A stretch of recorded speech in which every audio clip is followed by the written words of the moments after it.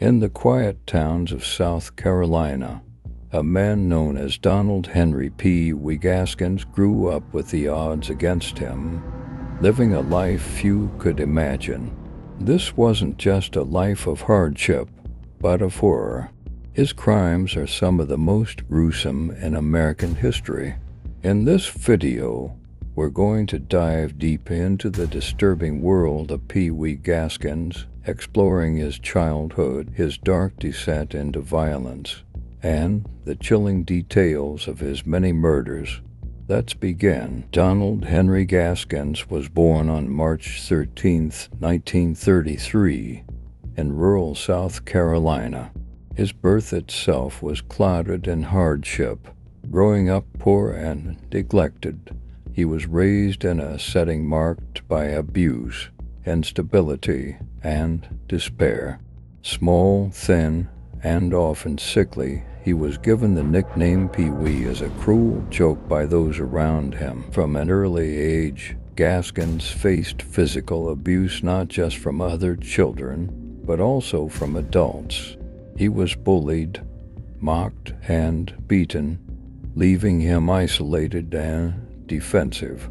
Pee Wee's life lacked any positive role models or guiding figures, leading him down a dark road. These formative years were marked by a burning resentment toward the world around him. His only friends were the troubled youth who shared his discontent. Together, they committed petty crimes to survive, forming a gang known as the Troubled Trio, which specialized in burglaries and vandalism. But Gaskins' violent streak soon outgrew these petty crimes, and he found himself craving power and control over others. As a teenager, Gaskins' crimes began to escalate. After a failed robbery, he was charged with assault and sentenced to his first term in a juvenile correctional facility. Here, he found himself at the mercy of more powerful inmates who tormented him daily. To survive, Gaskins realized he had to earn respect, and in this brutal environment, respect meant instilling fear. One night, Pee Wee retaliated, killing one of the most feared inmates in an act of cold-blooded revenge. This brutal act not only gave him a reputation, but also fueled his obsession with violence. Gaskins found himself feeling something he had never felt before: power, and he craved more. Once he was released, he was no longer just a petty criminal, but a violent offender with a thirst for domination and control. Gaskins' release marked the beginning of his most notorious killing spree. Roaming the rural highways of South Carolina, he sought out hitchhikers, often targeting young women or vulnerable individuals who seemed easy to overpower. His strategy was terrifyingly simple. He would offer them a ride, luring them in with a smile and a friendly conversation. But what started as an innocent journey quickly turned into a living nightmare. Gaskins would take his victims deep into isolated wooded areas far from any help. Here, he would subject them to unimaginable acts of torture. Each encounter was carefully planned, each crime a reflection of his twisted mind.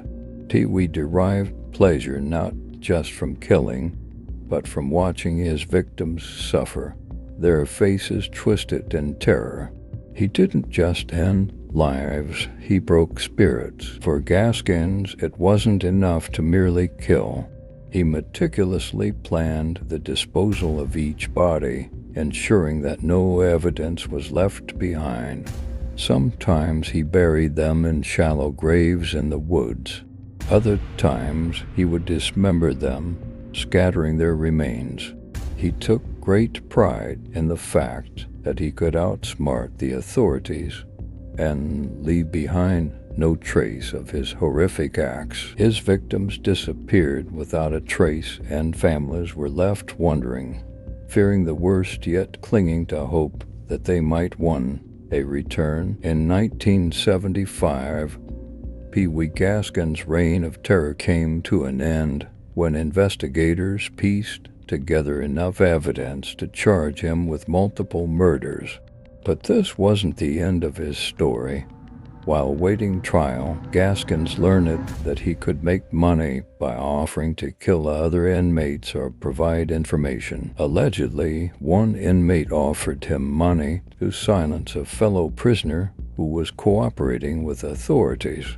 True to his nature, Gaskins took the job and killed the man in cold blood inside the prison walls. This made Gaskins one of the few inmates in history to kill another prisoner while already serving a life sentence. It was a grim testament to the fact that no bars could contain his violent nature. For him, the prison was just a new hunting ground. By the early 1990s, Donald Henry Gaskins was a marked man. Sentenced to death, he awaited his execution with the same eerie composure that had defined his life. In his final hours, he showed no remorse and offered no apologies. For Gaskins, death was simply the last chapter in a life filled with unimaginable cruelty. In September 1991, he met his end in South Carolina's electric chair. With his execution, America's criminal history closed the book on one of its darkest figures, yet his legacy remained a chilling reminder of what unchecked rage and hatred could produce. The story of Donald Henry Pee Wee Gaskins leaves us with more questions than answers. How could someone reach such depths of cruelty? Was he born a monster, or did the harshness of his childhood shape him into one? This journey through his twisted world forces us to look at the darkest corners of human nature and reminds us of the monsters who sometimes walk among us. Thank you for watching. For more true crime stories and chilling historical figures, don't forget to subscribe to the channel.